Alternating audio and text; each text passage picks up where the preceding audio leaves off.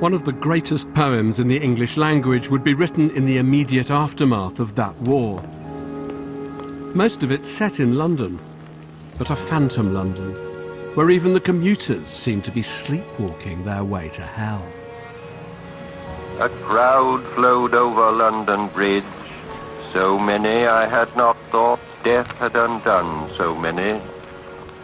Sighs, short and infrequent, were exhaled, and each man fixed his eyes before his feet. Flowed up the hill and down King William Street, to where St. Mary Woolnoth kept the hours with a dead sound on the final stroke of 9. T.S. Eliot's The Wasteland conveys a deep sense of personal crisis, possibly triggered by the breakdown of the poet's marriage. His reading of his own poem, made possible by technology, allows us to hear his ghost. Behind one man's pain, you sense that of a whole society, struggling through the aftermath of First World War death and destruction. And that society is sleepwalking, without spiritual comfort or moral compass, towards an even bigger unspecified apocalypse, of biblical, even cosmic proportions. The poet plays the prophet, but he's like a 20th century Hamlet too. Something is rotten in his mental state, not to mention the state of Denmark and the state of every other nation, and the whole blasted world for that matter. You forget the joins in a poem so hypnotic. And although it works on the reader like some demonic incantation, through it all there flows a sense of religious yearning. In this decayed hole among the mountains, in the faint moonlight the grass is singing.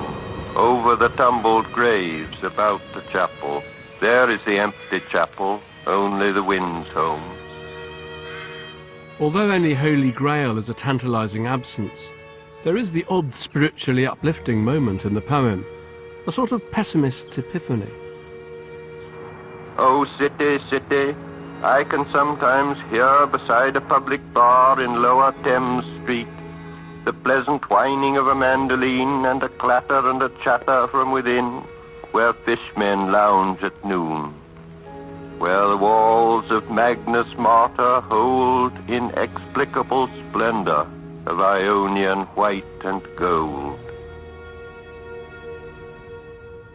It's often been said that there's something almost cinematic about The Wasteland, the way in which Eliot takes a heap of broken images, in his words, and flashes them up, one after the other, upon the screens of our imaginations. But I also think you can see the whole poem very much as a modern version of a medieval illuminated manuscript, lit up throughout by flashes of Gothic brilliance, terror and decay. There's barely a line in the poem which isn't laden with Gothic associations. Eliot gives us bats, spectres, hooded figures, ruins, churches, the tarot, clairvoyance, and that old occult force of nature, the Thames.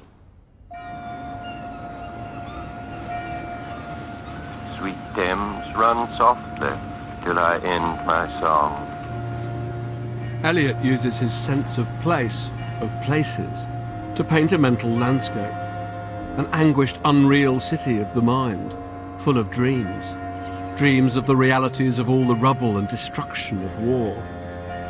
This fevered, spectral vision has its counterpart in the work of certain British painters, also haunted by war.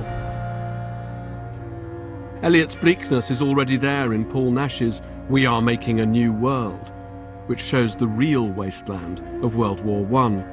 But no dead, no bodies, and yet every image, amputated tree stumps, gangrene swellings of earth, indicates the presence of war.